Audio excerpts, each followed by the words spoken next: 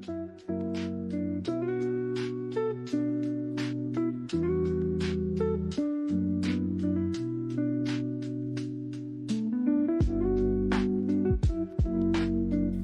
lo largo del año tuvimos la oportunidad de leer a distintos autores en sus respectivos conceptos, todos herramientas y definiciones más que útiles para lo que es la carrera docente como tal. De todos estos autores yo me encargué de elegir 3, los que me parecieron más significativos y los que yo creía que se complementaban mejor entre sí, todo con la idea de crear un material que reúna las herramientas más útiles, viéndolo como un todo y que más me sirva como instrumento para mi futura carrera docente.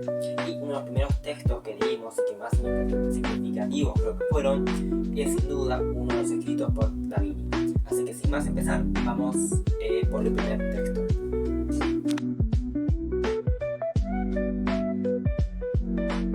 Según Da Vinci, la enseñanza no es más que un medio de transmisión cultural.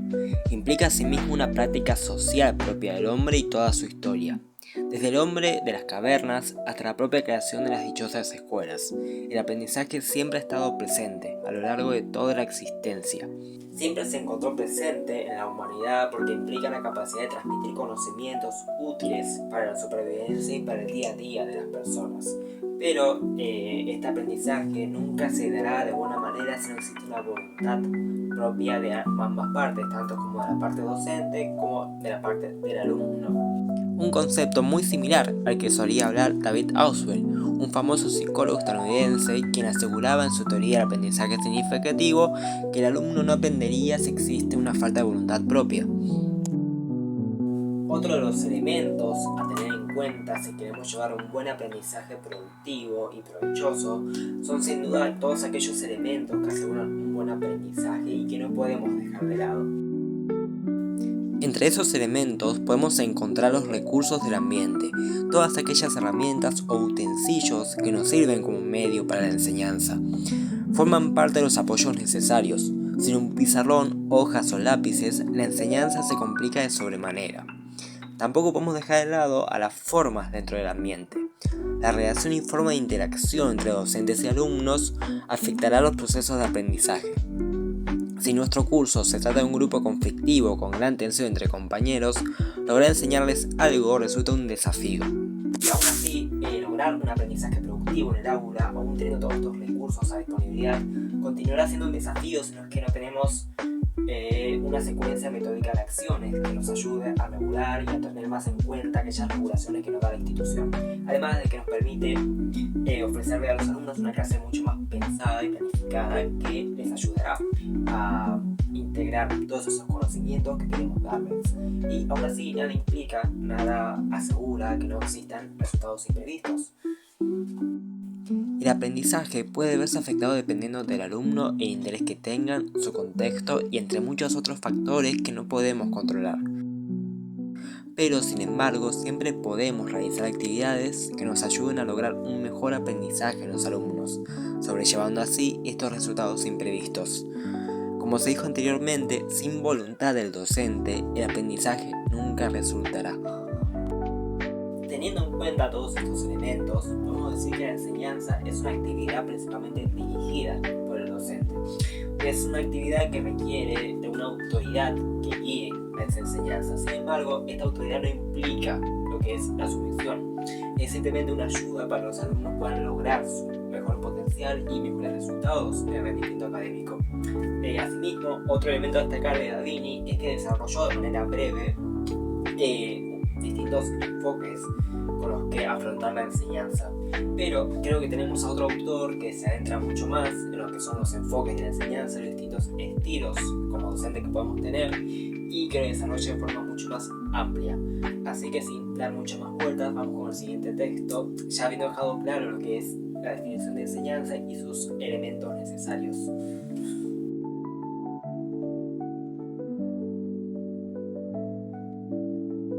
Jonas Solís nos habla sobre 3 enfoques de la enseñanza distintos. Son básicamente maneras de llevar una clase o estilos que puede tomar un docente para llevar a cabo una actividad.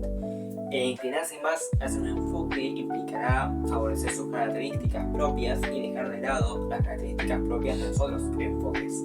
Son puntualmente 3 y Solís los menciona como enfoque ejecutivo, enfoque liberador y enfoque terapéutico. El enfoque ejecutivo se centra en lograr alumnos motivados, gracias en parte a las frecuentes recompensas o premios, al más puro estilo conductista. Se trata de un enfoque con gran inspiración e inclinación hacia lo industrial, donde no se le da la importancia a la expresión o opinión personal, premiando principalmente la productividad. Una clase con este enfoque da como resultado una serie de pasos estrictos a seguir y una pila de trabajos totalmente idénticos. En el enfoque terapeuta, el propósito está en que sea el alumno quien pueda apropiarse de su propio aprendizaje. Es el alumno quien elige su camino, lo que quiere aprender y cómo lo aprenderá, dejando únicamente un rol guía para el docente, sin interferir demasiado. Principalmente el docente intenta ser un ejemplo para sus alumnos, enfatizando en el bienestar emocional y la expresión de opiniones, formándolos para tener un pensamiento crítico y una personalidad segura de sí misma. Cuando un docente terapéutico evalúa, simplemente pregunta qué fue lo que aprendió el alumno. Finalmente, tenemos el enfoque liberador, un modelo que se interesa por lograr la catarsis en sus alumnos, buscando una revelación que dará paso a un gran éxito espiritual.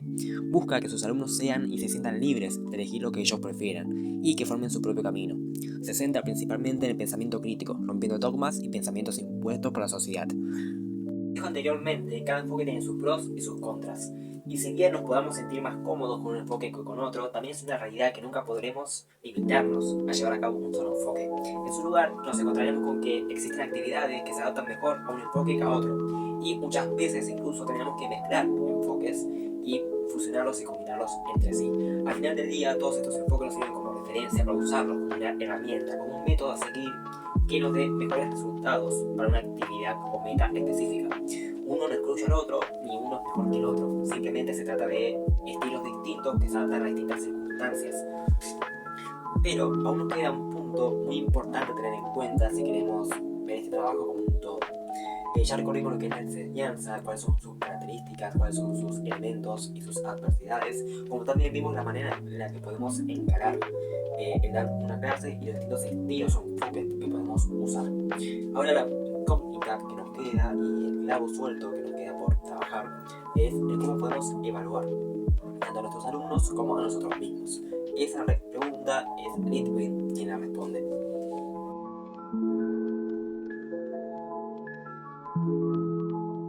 Esta importante figura perteneciente al mundo pedagógico argentino nos habla acerca de cómo la tarea de evaluar implica un gran impacto a nivel emocional, tanto para el docente como para el alumno, y sobre todo si tenemos en cuenta el estigma y la cultura y la idea que se ha creado en torno a lo que es el error, que va muy de la mano con lo que es la evaluación.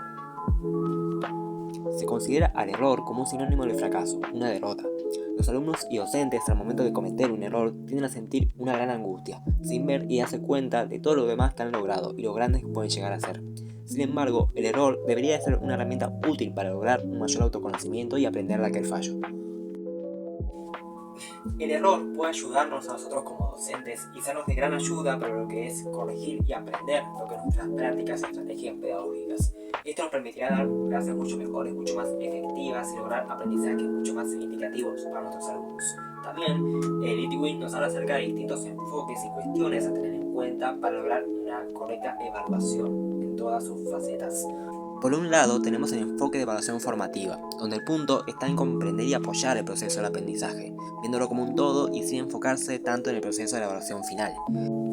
La autora también nos explica y nos adentra en cómo podemos evaluar aquellos proyectos, aquellos trabajos de larga duración y que llevan un largo trabajo detrás. La autora hace hincapié y énfasis en que no debemos nuevamente centrarnos en el resultado de aquel trabajo. Debemos fijarnos principalmente en el proceso, en el trabajo que llevan los alumnos para llegar a ese resultado, cómo trabajaron entre sí y cómo usaron los recursos necesarios.